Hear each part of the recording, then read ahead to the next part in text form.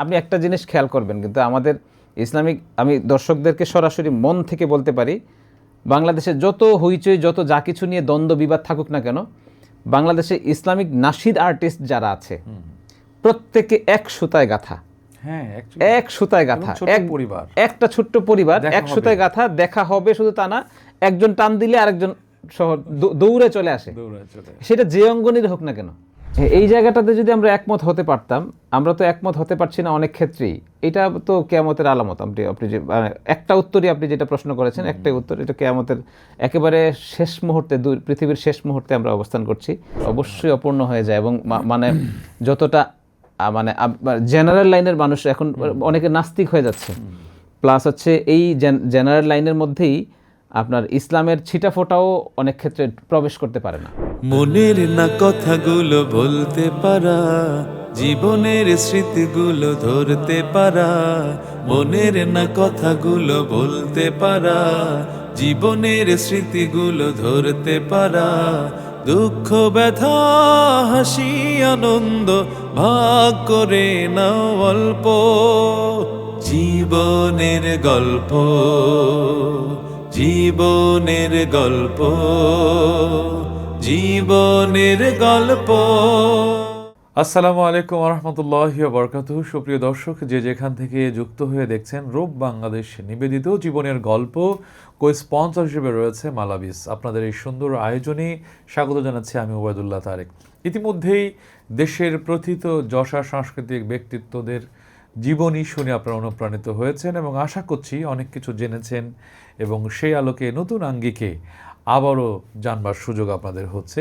প্রিয় দর্শক, আজকের এই আয়োজনে আমরা ঠিক তেমনই ইসলামী সঙ্গীতের অন্যতম সাংস্কৃতিক সংগঠক, শিল্পী, অনেক গুণে গুণান্বিত এবং তরুণ প্রজন্মের কাছে জনপ্রিয় মুখ, বিশিষ্ট গীতিকার, সুরকার এবং শিল্পী গাজী আনাস রওশন। আসসালামু আলাইকুম রহমতুল্লাহ। ওয়ালাইকুম আসসালাম রহমতুল্লাহ। কেমন আছেন? আলহামদুলিল্লাহ ভালো আছি। আপনি কেমন আছেন? আমি ভালো আছি আলহামদুলিল্লাহ। আপনার হাসিটা অনেক সুন্দর। অনেক ধন্যবাদ। আপনার চোখ সুন্দর। এত সুন্দর হাসেন কি করে? সবসময় হাসির মধ্যে থাকে, আনন্দের মধ্যে থাকে, আল্লাহ তাআলা রাখেন, এই জন্য হাসি। চমৎকার কথা বলেছেন। রাসূলের সুন্নাহ হলো ভেতরে কষ্ট যতই থাকুক, ডিসপ্লেতে যেন একটু হাসি থাকে। এবং আপনাকে যতবারই দেখেছি ততবারই এই হাসিটা ভাল লাগে। মাশাআল্লাহ, অনেক ধন্যবাদ। সঙ্গীত অঙ্গনে আল্লাহ আপনাকে অনেক সম্মানিত করেছেন, অনেক দূর যাওয়ার স্বপ্ন রাখেন, অনেক কিছু করছেন, আরও অনেক কিছু করতে চান। অনেক পেশাই তো ছিল, সঙ্গীত নিয়ে বা কালচার নিয়ে এত চিন্তা ভাবনা কেন? অনেক ধন্যবাদ ওবায়দুল্লাহ তারেক ভাইকে, সুন্দর প্রশ্ন করেছেন আপনি। গান নিয়ে কেন, সংস্কৃতি নিয়ে এগিয়ে যাওয়ার চিন্তাটা কেন, এটার তো অনেক বড় ইতিহাস আছে। আসলে লাইফের শুরুতে তো এটা নিয়ে এতটা ভাবা হয়নি যে গান নিয়ে এগোবো।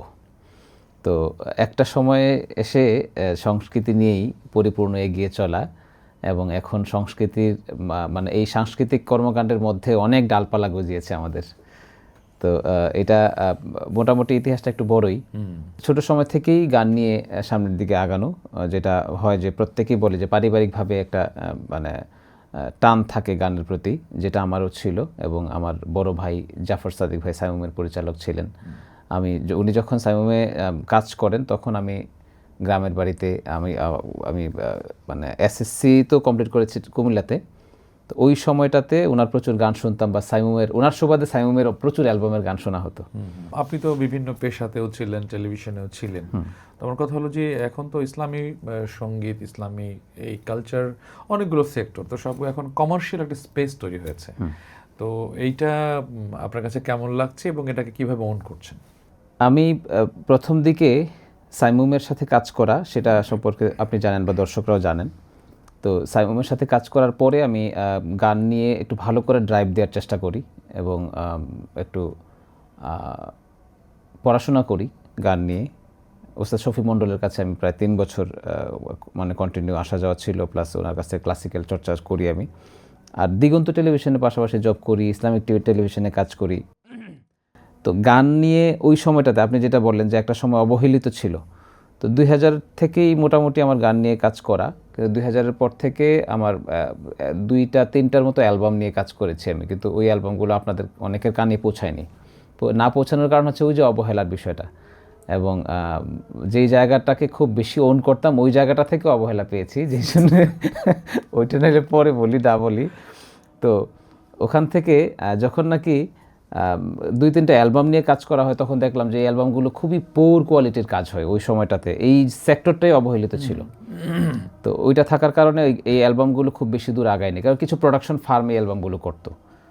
তো এরপরে চিন্তা করলাম যে না, আগে নিজের পায়ে দাঁড়াই, তারপরে নিজের মতো করে নিজের ইনভেস্টমেন্টে ভালো কিছু কাজ করার চেষ্টা করব। তো গানটা পুরোপুরি ছেড়েই দিলাম। আর ওস্তাদ যিনি, উনিও বলেছেন যে শুধু সারগামের উপর থাকতে মোটামুটি 3 বছর, উনি সব শেষ পর্যন্ত গানের গান করার পরামর্শ দিয়েছেন একেবারে 3 বছর পরে। তো শুরুতে প্রথম 2-3 বছর উনি গান করা যাবে না এমনটাই বলেছেন, গানটার কিচ্ছু করা দরকার নেই, শুধু সারগামের উপরে থাকেন। তো এরপরে তো ওই সময়টাতে আর গান করা হয়নি। সেই 2017-র পরে এসে, এর মধ্যে তো দিগন্ত টিভি, ইসলামিক টিভি সব বন্ধ হইলো। পরে আমার হাউস ছিল গ্যাপ মিডিয়া কর্পোরেশন লিমিটেড, সেটাকে কন্টিনিউ করে মোটামুটি বিজনেস করি, ভালো বিজনেসম্যান হিসেবেই আমি এগিয়ে যাচ্ছিলাম। এবং মোটামুটি ইসলামিক অঙ্গনে একটা নামি দামি প্রোডাকশন ফার্ম ছিল gap media corporation limited company, 2009 সালে লিমিটেড করা হয়। তো এর আলোকে গ্যাপ মিডিয়া কর্পোরেশন লিমিটেডের মাধ্যমে ইভেন্ট ম্যানেজমেন্ট, তারপরে বিজ্ঞাপন নির্মাণ, ডকুমেন্টারি নির্মাণ, এই কাজগুলো কন্টিনিউ চলছিল, যেটা আপনিও জানেন। তো ওই কাজগুলো চলছিল এবং খুব রমরমাভাবেই আমার বিজনেস চলছিল। তো যখন গান টানছে আমাকে পেছনের দিকে, যে আমি তো গান করব, গান করা উচিত, আমি প্রোডাকশন ফার্ম করেছি, কিন্তু আমার অডিও সেক্টরটা ছিল না, যে অডিওর জন্য আমাকে যেতে হতো কোনো না কোনো স্টুডিওতে। তো 2017-র দিকে চিন্তা করলাম যে আমি নিজে একটা স্টুডিও করে ফেলি। পল্টনে আমার একটা অফিস ছিল, আর একটা অফিস নিলাম, নিয়ে হ্যাভেন টিউন নামে স্টুডিওটা করলাম। তো এরপরে পরিপূর্ণ গান নিয়ে এগিয়ে যাওয়া, 17-র পর থেকে পরিপূর্ণ গানে সময় দেয়া। আর আরও অনেক সেক্টর ছিল, কিন্তু এটাতে আরেকটা সুন্দর ইতিহাস আছে আমার ওই যে গ্যাপ মিডিয়া কর্পোরেশন লিমিটেড, ওইটা এখনও আছে, বাট ওইটাতে খুব বেশি সময় দিতে পারছি না আমি, যে জন্যে গানে সময় দিতে গিয়ে যখন দেখতে পাচ্ছি যে এটার একটা ভবিষ্যৎ আছে। ভবিষ্যৎ বলতে শুধুমাত্র ব্যবসায়িক দৃষ্টিকোণ থেকে তা না, এখানে একটা সাংস্কৃতিক আন্দোলনের ব্যাপার আছে, সাংস্কৃতিক বিপ্লবের ব্যাপার আছে, সাংস্কৃতিক মনোভাবের মধ্যে এমন কিছু আছে যে বিষয়গুলো জাতিকে পরিবর্তন করে। তো এই জায়গাগুলোতে কাজ করার ইচ্ছা জাগে, এবং কাজ করতে করতে বেশি সময় দেয়া হয়। আমার মূল ব্যবসা যেটা, এইটা মূল ব্যবসার মাধ্যমে আল্লাহ তাআলা আমাকে স্ট্রং করেছিলেন, যে জন্য আমি এখন এগুলো করতে পারছি। ধন্যবাদ। আমি এখন প্রশ্ন করি, অনেককেই নিয়ে কাজ করেছেন আপনি, বিভিন্ন জনকে নিয়ে। শফি মণ্ডলের কাছে গান শিখেছেন, শফি মণ্ডলকে নিয়ে এখনো কাজ করেননি কেন? ওনাকে নিয়ে একটু তো কিছু বিরোধ আছে ওনার সম্পর্কে। ওনার কাছ থেকে আমি শুধু গান শিখতে গিয়েছিলাম। উনি গুরু অবশ্যই। ওনার কাছ থেকে শুধু গান শিখতে গিয়েছিলাম। উনি নিজেই বলেছেন যে আমি আমার সব কিছু তোমাদের কাউকে ধারণ করতে হবে ব্যাপারটা এমন নয়। তুমি গান শিখতে এসছো, গান শিখো।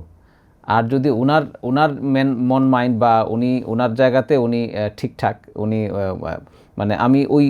উনি গান শেখানোর পরে ওনার নৈতিক কিছু ক্লাস দিতেন, তো ওই পর্যন্ত আমি ছিলাম না বা থাকতাম না। সেটা কেমন নৈতিক? তো নৈতিকই ভালো জিনিস, তো এটা কেন গ্রহণ করতেন না?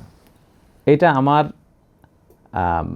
আমি যেই মেন্টালিটির বা আমি যেভাবে বেড়ে উঠেছি, আমার ইসলাম যেটা আমাকে শিক্ষা দিয়েছে, এর মধ্যে কিছু দ্বৈত মতের ব্যাপার, মত পার্থক্যের ব্যাপার ওনার সাথে ছিল। সঙ্গীত গুরুবিদ্যা হিসেবে একটা স্বীকৃত একটা প্রবাদ, এক্ষেত্রে আপনি কি বলবেন?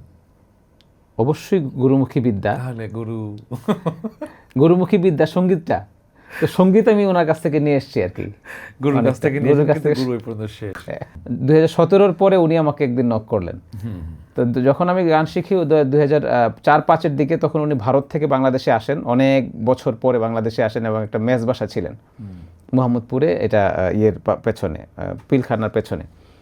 তো তখন একটা জীর্ণশীর্ণ অবস্থা ছিল, কিন্তু 17-তে যখন আমি যাই, তখন আমি গিয়েছি ওনার নিজের বাড়িতে, মোহাম্মদপুরে ওনার নিজের 5তলা বাড়ি। তবুও এখন ওই যে আপনি যেটা বললেন, দ্বৈত যে মোডগুলো থাকে, এরপর তো রিলেশনের কারণে এগুলোকে অনেকটাই চেঞ্জ করা, রিকভারি করা ওয়ে থাকে, সেই জায়গায় আপনার একটু অটুট থাকা দরকার।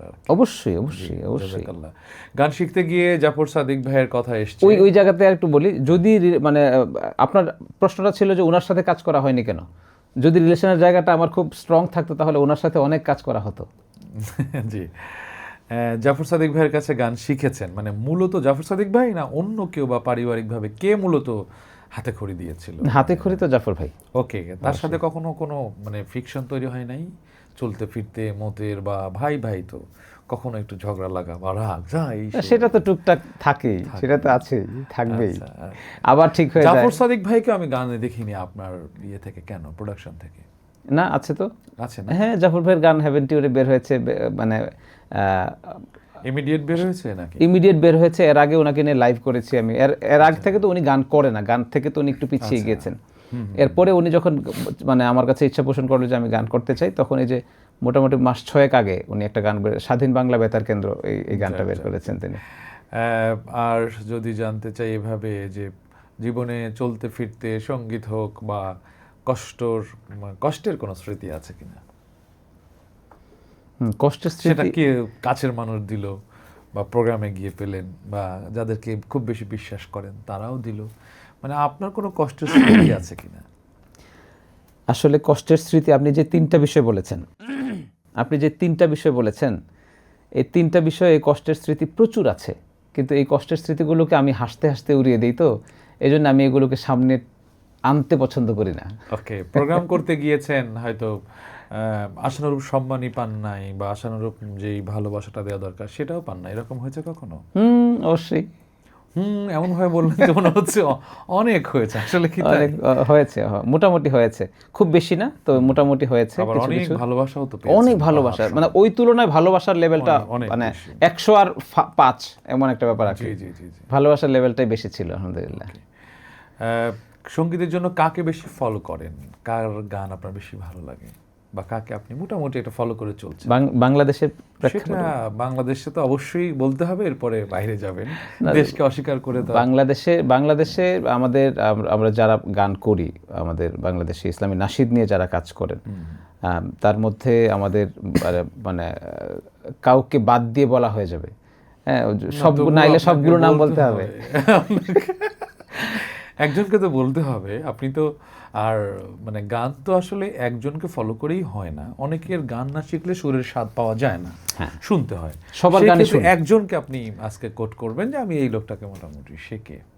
আমি সবার গানই শুনি, কারণ হচ্ছে আপনি কি বলতে পারছেন জন্ম থেকেই কেউ পরিপূর্ণ শিক্ষিত হয়ে আসে না, না, কখনোই না। অবশ্যই শুনতে শুনতে দেখতে দেখতে মানে আছাড় খাইতে খাইতে জায়গা চেনে মানুষ, এবং নিজের বলতে কোনো কিছুই নেই পৃথিবীতে। যত মানুষ আছে কারোরই নিজের বলতে কিছুই নেই, সব কিছুই আমার বলতে কিছুই নেই মূলত। ওকে, বাংলাদেশ না হয় গেল, এবার আন্তর্জাতিকভাবে কার গান পছন্দ? না, বাংলাদেশের কথা আমি কয়েকজনের নাম, যাদের নাম মনে পড়ছে আমি তাদের কথা বলতে হয়। আমাদের মল্লিক ভাইয়ের পরে, মল্লিক ভাই তো ছিলেন, আপনি একজনকে মানে নাম্বার 1-এ রাখতে হবে, দেন আপনি যত ইচ্ছে বলেন, সমস্যা নেই। নাম্বার 1টা কি? না, নাম্বার 1 বলতে মোটামুটি তো অনেকের গান শোনা হয়, ভালো লাগে, সবার গান ভালো লাগে। এরপরে হচ্ছে দেশের বাহিরে বা আন্তর্জাতিক লেভেলে কার গান বেশি শুনেন? এই যে আমাদের যারা আন্তর্জাতিক লেভেলে তো কাজ করে কয়েকজন, খুব বেশি না, এর মধ্যে সামি ইউসুফ, তারপরে মেহের জাইন, ওনারা। বাংলাদেশের গণ্ডির বাইরে কে নাম্বার 1? বাংলাদেশের গণ্ডির বাইরে সামি ইউসুফ নাম্বার 1। ওকে, তাহলে বাংলাদেশটা বলতে পারলেন না কেন? সমস্যাটা কি এখানে? বাংলাদেশে অনেকে আছে। আচ্ছা, ঠিক আছে, ওকে, সবই আমার প্রিয়। একজনের নাম বললে বলবে যে আমার নাম বললো না, আরেকজন। না, তা না, একজন তো থাকে। কিন্তু আমি কয়েকজনের নাম বলা উচিত। ইসলামী গানের আগে আধুনিক গান বা সিনেমার গানগুলো বেশি শুনতেন, নাকি শুরু থেকেই আপনি ইসলামী গান শুনে বড় হয়েছেন? না, আমি তো কমপ্লিটলি জেনারেল লাইনের মানুষ।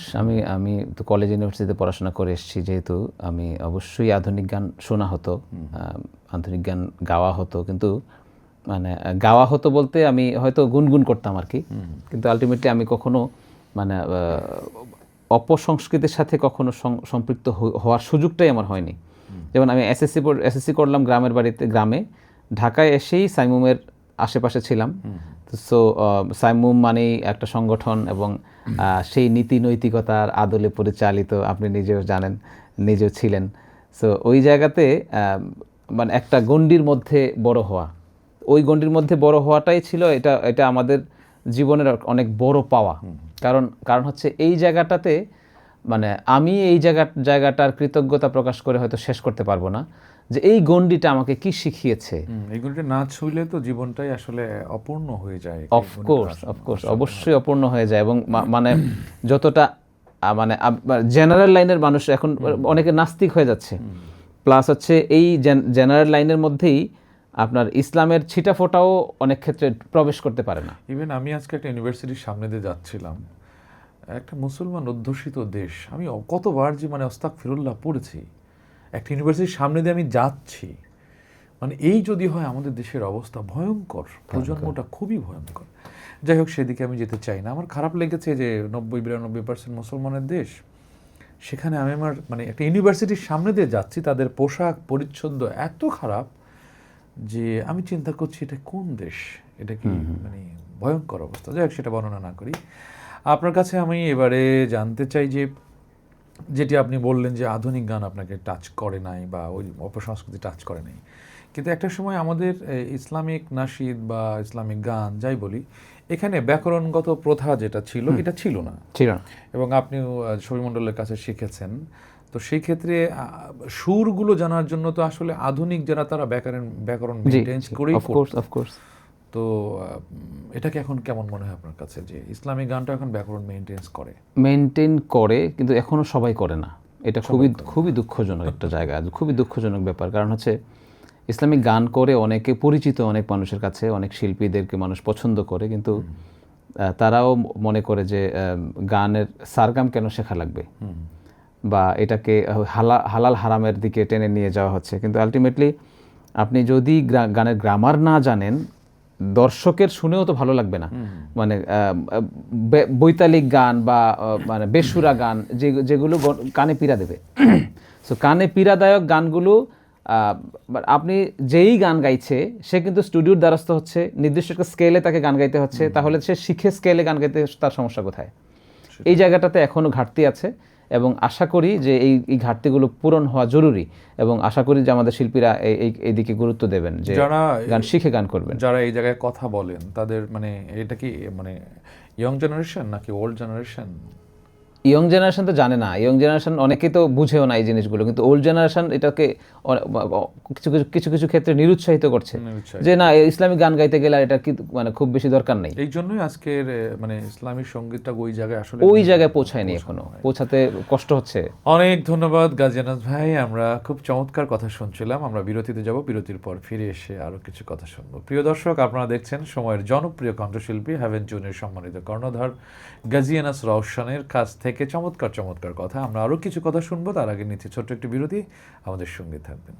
মনের না কথাগুলো বলতে পারা, জীবনের স্মৃতিগুলো ধরতে পারা, মনের না কথাগুলো বলতে পারা, জীবনের স্মৃতিগুলো ধরতে পারা, দুঃখ ব্যথা হাসি আনন্দ ভাগ করে নাও অল্প, জীবনের গল্প, জীবনের গল্প, জীবনের গল্প। রোব Bangladesh exclusive clothing brand, panjabi, কাবুলি ও জুব্বার বিশ্বস্ত প্রতিষ্ঠান। মানসম্মত ফেব্রিক্স দিয়ে তৈরি করা হয় রুচিশীল আধুনিক এক্সক্লুসিভ পোশাক। আমাদের পণ্যের প্রতিটি অ্যাক্সেসরিজও ইউনিক ও মানসম্পন্ন। দক্ষ কারিগর দ্বারা প্রস্তুতকৃত পোশাকগুলো একাধিক কিউসির মাধ্যমে গুণগত মান নিশ্চিত করা হয়। এখনই ভিজিট করুন আপনার নিকটস্থ রোব আউটলেটে, অথবা ঘরে বসে অনলাইনে অর্ডার করুন রোব বাংলাদেশ।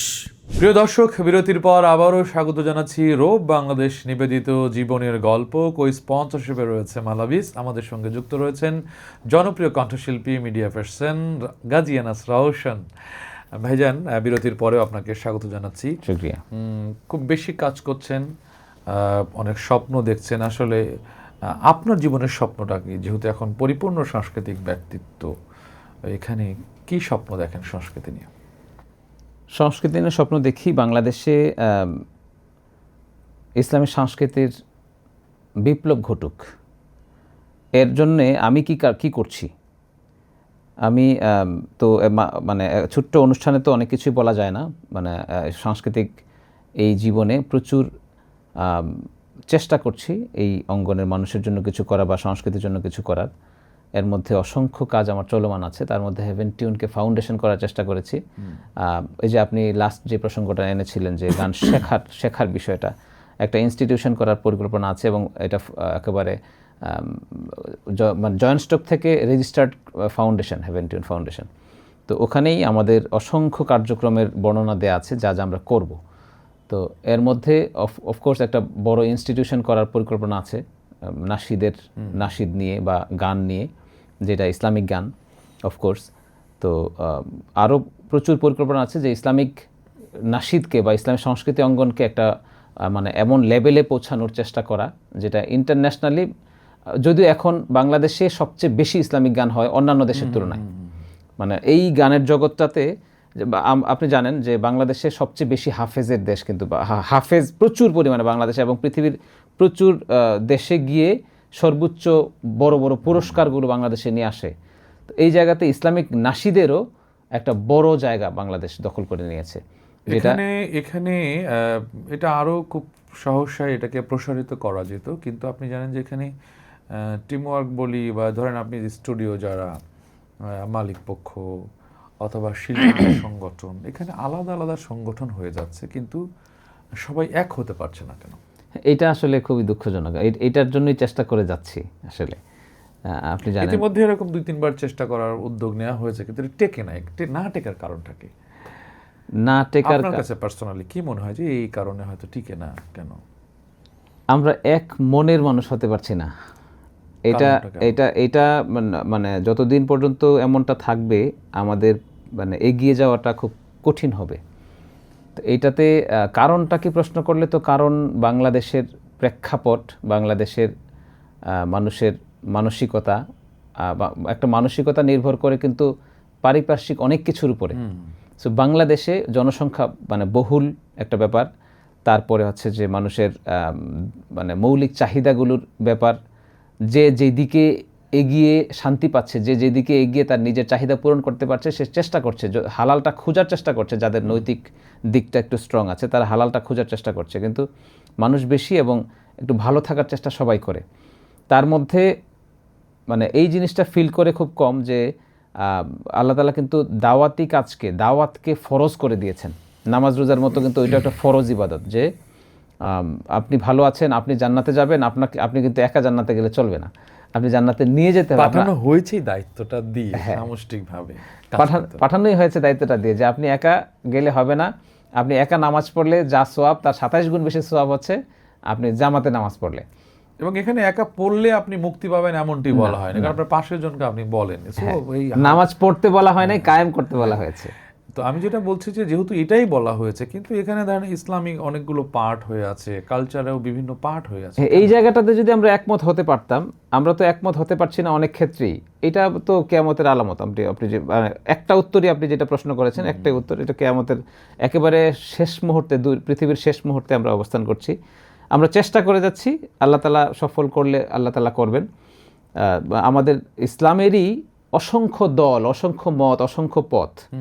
তো এই পথগুলো, সবগুলো পথ যেমন একত্রিত হওয়া সম্ভব হচ্ছে না এখনো, আমরা আশাবাদী, আমরা চেষ্টা করে যাই, এই আর কি। এবার আর একটা প্রশ্ন করব, কোন শিল্পী দ্বারা বেশি কষ্ট পেয়েছেন? এটা কি বলা উচিত? সবাই আমার ভাই, কেউ কষ্ট দেয়নি। যারা কষ্ট দিয়েছে অনেকের মানে তাদেরকে ক্ষমা করে দিয়েছি বা ভালোবাসি। আমি জানতাম এটার অ্যান্সার পাবো না, এই জন্য প্রশ্নটা করেছি আমি। আচ্ছা, আর একটা প্রশ্ন হচ্ছে এরকম যে মানে যখন কাছের মানুষদেরকে ভালোবাসেন, যখন শোনেন যে আপনার গীবত চর্চা করছে, পরনিন্দা চর্চা, এরকম হয়েছে কিনা, বা তখন প্রচুর হয়। আপনি সেটাকে রিকভারি করেন কিভাবে? আমি রিকভারি করি কীভাবে, আমার কাছে মনে হয় যে ওই মানুষটাই একসময় আমার প্রশংসা করবে। আমি সেই পর্যন্ত অপেক্ষা করি এবং আমি সেই পর্যন্ত পৌঁছানোর চেষ্টা করি, যে আমি জানি চাক্ষুষ ওবায়দুল্লাহ তারেক ভাই আমার গীবত করছে, আমি জানি সেটা, কিন্তু ওনার সাথে আমার খুব ভালো সম্পর্ক থাকবে। আমার সেই হাসিও থাকবে, সবই থাকবে। আমি ভিতর থেকে ওনাকে কীভাবে পরিবর্তন করতে পারি বা আমার রিয়েলটা ওনাকে কীভাবে জানাতে পারি, আমার সেই চেষ্টায় আমি থাকি। আলহামদুলিল্লাহ, আমারও হয়েছে। আমি পরে 10 বছর পরে, মেবি এরকমও, বা 10 বা 15 বছর পরে আমি তাকে বলেছি, আচ্ছা, যে ভাই আপনি আমাকে এই জায়গা থেকে এইভাবে দেখতেন, এইভাবে দেখতেন, এইভাবে দেখতেন, আমি বুঝতে পারতাম। বলেন তো আজকে 15 বছর পরে আপনাকে বলছি, ঘটনা সত্যি কিনা? তা বলছে হ্যাঁ। এটা আগে আইডিয়া ছিল, এখন তো নাই। তাই আমি বলছি যে এই 15 বছর আমি আপনার মুভমেন্ট বুঝতে পেরেছি। তবে 15 বছরে আপনি যতটুকু আমার উপর রাগ করেছেন, মনে মনে হিংসা করেছেন, কিন্তু এই 15 বছরে দেখেন আল্লাহ আস্তে আস্তে আমাকে উপরে নিয়ে চলে গেছে। কারণ আপনি আমাকে বেশি রাগ করেছেন, মানে মনে মনে আর খুব নিতে পারেন নাই। তো এইটা পরিহার করতে হবে। এটা পরিহার না করার কারণে এইটা পরিহার করবেন, আপনি খেয়াল করবেন, আপনাকে আল্লাহ আপনার জায়গা আপনি খেয়াল করবেন এটা, যে আপনি যদি ওনার পেছনে পড়ে থাকতেন তাহলে কিন্তু আপনি পেছনেই পড়ে থাকতেন, ওখানে কন্ট্রাডিকশন তৈরি হয়ে হ্যাঁ, আপনার অনেক টাইম অপচয় হয়ে যেত। আর এই ধরনের মানুষগুলো, মানে তাদেরকে আমরা ভালোবাসি। কেন ভালোবাসি? কারণ তাদের কারণে আমরা এগিয়ে যাই। মানে এই মানুষগুলো যখন নাকি মানে আমার মনে কষ্ট দেয়, তখন এই বিষয়টা নিয়ে আমার বেশি ফিল আমার আসে, এবং যদি আমার ভুল থাকে সেটা আমি সত্যি কারেকশন করে ফেলি। আর যে জন্যে এগিয়ে যাওয়া হয় বেশি, ওই মানুষটা কিন্তু পেছনে পড়ে থাকে। তো এই জায়গাতে মানে হিংসার জায়গা, যে জেলাসের জায়গাটা, মানে প্রচুর ভাইয়েরা আছেন, এবং কেন আছেন ওনারা নিজেরাই ভালো জানেন। আমি আমার সাথে যদি বলি, আমাকে কেউ ডেকে আমার নিজের দোষটা যদি কেউ বলে দেয়, আমি তার প্রতি চিরকৃতজ্ঞ হই। এটা তো হাদিস। হ্যাঁ, চিরকৃতজ্ঞ হই, এবং এমনটা আমি খুব কম পাই। মানে আমি খুব ফিল করি যে উনি আমাকে ডাকে না কেন, বা ওনার কাছে যদি আমাকে মনে হয় দোষী, তাহলে উনি আমাকে ডেকে যদি আমাকে একবার একটু বলতেন যে দোষটা আসলে ওনার ভুল বুঝায়, মানে ওনার বুঝায় ভুল নাকি আমার সত্যি ভুল, হ্যাঁ, তাইলে আমি ওই জায়গাতে কারেকশন হইতাম। তো আমি কারেকশন হয়েই আমি আবার কখনো কখনো যাইও যে ভাই আপনি কি আমাকে কোনো কারণে ভুল বুঝেছেন। মানে যেই মানুষগুলো নাকি আমার সিনিয়র মানুষ, তো তাদের কাছে আমি আবার যাই, গিয়ে বলি যে ভাইয়া মানে আপনার কোনো কারণে কি আপনি আমাকে কোনো বিষয়ে ভুল বুঝেছেন, আমাকে একটু কাইন্ডলি বলেন, তাইলে আমি নিজে কারেকশন হব। মাশাআল্লাহ, এই কথাগুলো বলার কারণ হলো যে আপনি শিল্পী, আমিও গাওয়ার চেষ্টা করি। এই জায়গা থেকে আমার কাছে মনে হয়েছে যে এই মাঠগুলোতে যদি আমরা আরেকটু উদার হতে পারতাম, আরেকটু উদার হই, দাওয়াত করছি আন্তরিকভাবে, আমরা প্রত্যেকে আরেকটু উদার হই, এক ভাই আরেক ভাইয়ের। আপনি একটা জিনিস খেয়াল করবেন, কিন্তু আমাদের ইসলামিক, আমি দর্শকদেরকে সরাসরি মন থেকে বলতে পারি, বাংলাদেশে যত হইচই, যত যা কিছু নিয়ে দ্বন্দ্ব বিবাদ থাকুক না কেন, বাংলাদেশে ইসলামিক নাশিদ আর্টিস্ট যারা আছে প্রত্যেকে এক সুতায় গাথা, হ্যাঁ, এক সুতায় গাথা, একটা ছোট্ট পরিবার, এক সুতায় গাথা, দেখা হবে শুধু তা না, একজন টান দিলে আরেকজন দৌড়ে চলে আসে, সেটা যে অঙ্গনেরই হোক না কেন। মানে একজন আরেকজনকে দেখলে মনে হয় যে কত আপন।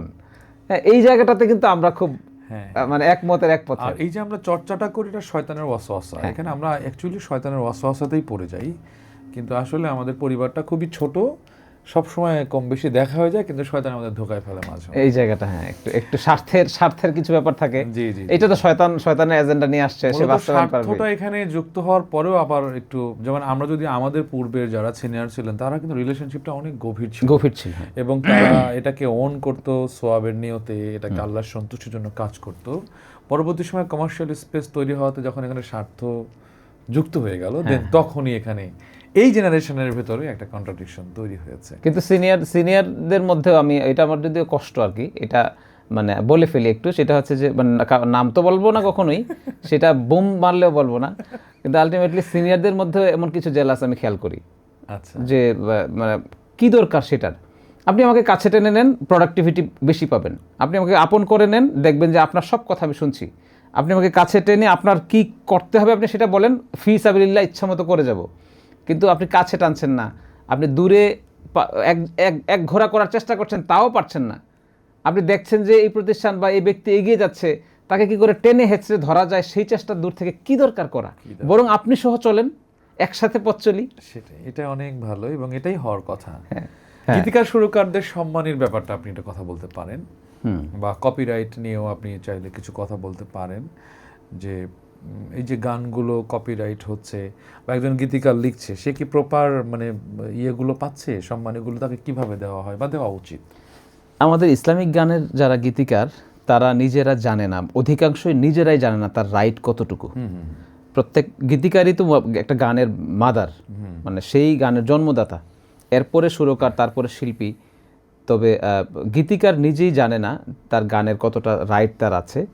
আর যারা যখন জানে তখন তারা আবার বেঁকে বসে, এমন কিছু ব্যাপার হয়। তো শুরু থেকে যদি এই বিষয়গুলো জেনে নেওয়া হয়, জানে বা এমনটাও হয় যে প্রচুর গান লিখেছে, শত শত গান লিখেছে একজন গীতিকার, তার গান তো পাবলিশড হয় না বিধায় দর্শকের কাছেও পৌঁছায় না, এবং মানে সে গীতিকারও হইতে পারে না। সে গীতিকার হয়েই গান লিখছে, বাট গানগুলো পাবলিশ না হওয়া পর্যন্ত কিন্তু সে গীতিকার না, পাবলিকলি সে গীতিকার না। তো যখন পাবলিকলি গানগুলো পাবলিশড হয় তখন তার রাইট সম্পর্কে সে অবগত হয়, তখন সে কথা বলে এবং তখন সে তার রাইট পেতে চায়। তো এই জিনিসগুলোতে একটা সময় গিয়ে যখন যারা প্রোডাকশন ফার্ম হিসেবে যারা এটাতে ইনভেস্ট করে গীতিকারকেও পরিচিত করলো, শিল্পী হিসেবে পরিচিত হলো, কিছু আর্নিংও হলো। তো গীতিকারকে চেষ্টা করা হয়, গীতিকাররা নিজেরা কিন্তু একটা গানের পেছনে, আমাদের ইসলামিক গানের গীতিকার যারা, তারা সর্বোচ্চ 2-4 হাজার টাকার ডিমান্ড করে, এখনও যেটা করে। কেউ 500, কেউ 1000, কেউ 2000, কেউ সর্বোচ্চ 5000 ডিমান্ড করে। 2-1 জন আছে হয়তো আরও বেশি করে, কিন্তু হাতে গোনা মানে ম্যাক্সিমামই এমনটাই ডিমান্ড। তো আসলে যে ওনার এই ডিমান্ড যারা মানে ডিমান্ডটা যারা রক্ষা করে, ওনাকে যারা সেটা দিয়ে দেয়, উনি তো গানটা দিয়ে দিলেন কমপ্লিটলি। তো এটা দিয়ে দেওয়ার পরে এটার মধ্যে ওনার আর রাইট উনি রাখেননি, কারণ উনি বলে দিয়েছেন যে এই গান তো তারেক ভাই করবে, বা তারেক ভাইকে দিয়ে দিলাম, বা এটা গাজী আনাস সাহেবকে দিয়ে দিলাম, বা অনেকে ফ্রি দিচ্ছে যে উনি ভালো গান লিখে, ওবায়দুল্লাহ তারেক ওনার একটা গান গাইলে উনি নিজে খুশি, ওনার কোনো বেনিফিট দরকার নেই। কিন্তু যখন ওবায়দুল্লাহ তারেক গাইলো, ওই গান যদি হয়ে যায় মানে মিলিয়ন কোটি কোটি ভিউজ, তখন উনি আবার একটু নড়ে চড়ে বসে, তখন কিন্তু আবার হিসেব করে উনি যে কি পরিমাণ উনি বেনিফিটেড হইলো, কি পরিমাণ আয় হইলো। তখন কিন্তু ওবায়দুল্লাহ তারেক ভাই নিশ্চিত ওনাকে ডেকে এনে কিছু না কিছু সম্মানে ওনাকে দেওয়ার চেষ্টা করে, যেটা আমিও করি বা এটা করা উচিত। তো অনেকে আবার এটাও করে না, এটা অবশ্যই ঠিক না। আর গানের মানে কপিরাইটের বিষয়টা যেটা, যে অবশ্যই গীতিকারের কাছ থেকে একটা মানে একটা লিখিত করেই গান করা উচিত, যেটা আমাদের তো শুধু আবেগ দিয়ে চললে হবে না, আমাদের তো একটা প্রত্যেকটা দেশে একটা নির্দিষ্ট সিস্টেম আছে, বা এই গান বা মেধাস্বত্বের একটা সিস্টেম আছে, একটা আইন আছে, কপিরাইট আইন আছে। এই জিনিসগুলোকে মেনটেন করে কাজ করলে এগুলো সম্পর্ক দীর্ঘস্থায়ী হয়, প্লাস হচ্ছে মানে পরিবেশ পরিস্থিতি সব কিছু ভালো থাকে। তার মধ্যে গীতিকারের যে রাইট, সেটা সে একটু লিখিত দিয়ে দিলে যে আমি এই গানটা চন্দ্রালোককে দিলাম বা হেভেন টিউনকে দিলাম, দিয়ে দেওয়া হইলো, তো ওনাকে এর বিপরীতে ওনাকে একটা সম্মান দিয়ে দেওয়া হইলো, বা না দেওয়া হইলো, উনি যদি নিতে নাও চায়, চুক্তিটা সুন্নাহটা থাকা জরুরি, একটা সুন্নাহ থাকা, চুক্তিটা থাকা জরুরি। আবার এমন হতে পারে আমি কোনো টাকা চাই না, হয়তো এখানে গানটা যদি কখনো দর্শক প্রিয়তা পায়, ওখান থেকে একটা পার্সেন্টেজ সেটাও ডিট হতে পারে, তাই না? সেটা ডিট হয়ে যেতে পারে। ফাইন, তাহলে আর ঝামেলা থাকে না, বা এটা নিয়ে কোনো মনোকষাকষি থাকে না। আরেকটা বিষয়, আপনি যে কপিরাইটের কথা বলেছেন, এটা শেষ করে ফেলি, যে এখন যেটা হয়েছে বাংলাদেশে, পৃথিবীর বিভিন্ন দেশে তো আগে থেকেই কপিরাইট হয়, বড় বড় শিল্পীরা তাদের গান লাইসেন্স করে ফেলে, আগে থেকেই হয়। বাংলাদেশে ইদানিং গত 2-4 বছর ধরে এটা চলছে, যেটা প্রত্যেক শিল্পী তার গান লাইসেন্স করছে। আর লাইসেন্স যদি না করে, যেমন আমি যদি উদাহরণ দিই, যে আমি গত 2 বছর আগে থেকে লাইসেন্স করা শুরু করি, এর আগে আমার বেশ কিছু গানে অন্য কেউ নিজের নামে লাইসেন্স করে আমাকে উল্টা কপিরাইট, মানে আমার কাছে কপিরাইট চলে আসছে, এবং সেটা অফকোর্স আপনিও সাফার করেছেন।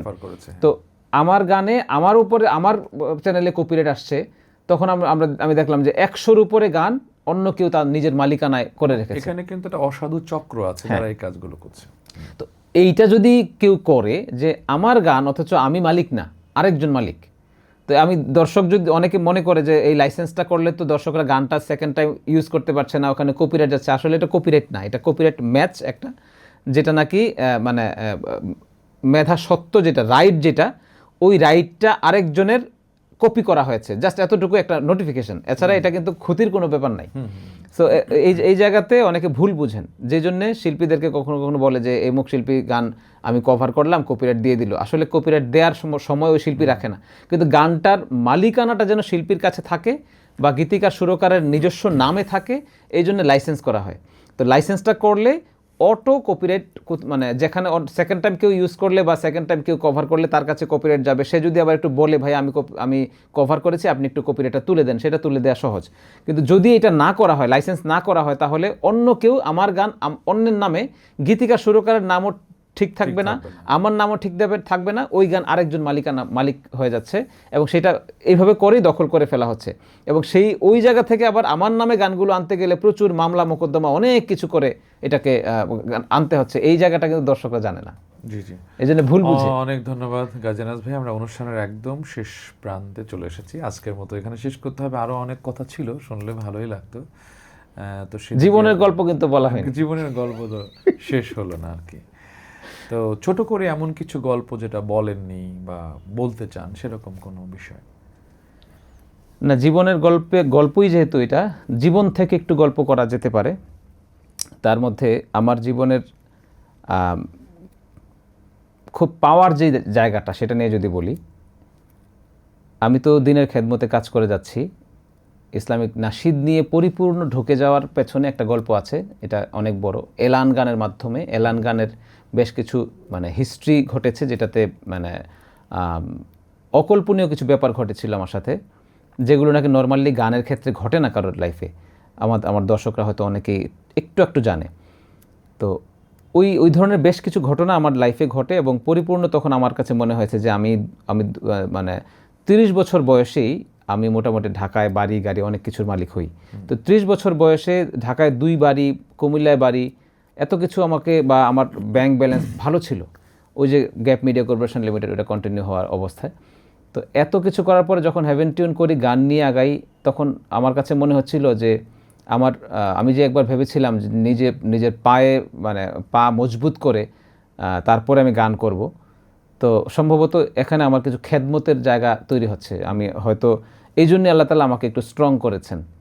তো তখন থেকে আমি চেষ্টা শুরু করি যে সংস্কৃতির মানে নাশিদের মাধ্যমে মানুষের মনকে একটু দুর্বল করা যায়, বা দিনের খেদমতে বেশ ভালো কিছু মেসেজ মানুষকে দেয়া যায়। বা এলানকে আপনার হেভেন টিউনের মানে কোন প্রথম পর্যায়ের গান? প্রথম দিকে, হ্যাঁ। এলানটা লিখেছে আব্দুল কাদের হাওলাদার ভাই, যিনি চলে গেলেন। প্রশ্ন হলো যে এখন তার জন্য আপনি কি করছেন? আব্দুল কাদের হাওলাদার মানে ওই জায়গা থেকে এখানে চলে আসলে ঠিক আছে, আমি এটা বলে যাই।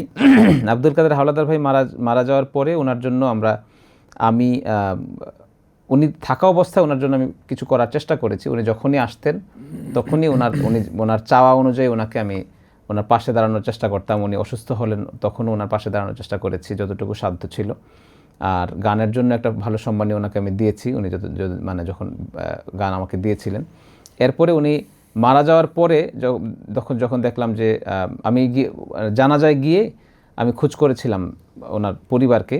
আমি জানাজায় তো দাফন কাফনে অনেক খরচ হয়েছে, আমি একটা সম্মাননা বা একটা কি বলে গিফট, ভালোবাসা আমি দেওয়ার জন্য, তখন আমার ওখানে আরও সাংস্কৃতিক ব্যক্তিবর্গ যারা ছিলেন অনেকেই আমাকে বলল, আনাস ভাই, আমাদের মনে হচ্ছে যে আপনি একটা মানে ওনার পরিবারের পাশে দাঁড়াবেন, তাহলে আমরা সহ একটু দাঁড়াই। এই কথা বলাতে আমার খুব ভালো লাগলো। তখন আমি থেমে গেলাম। ওনার 5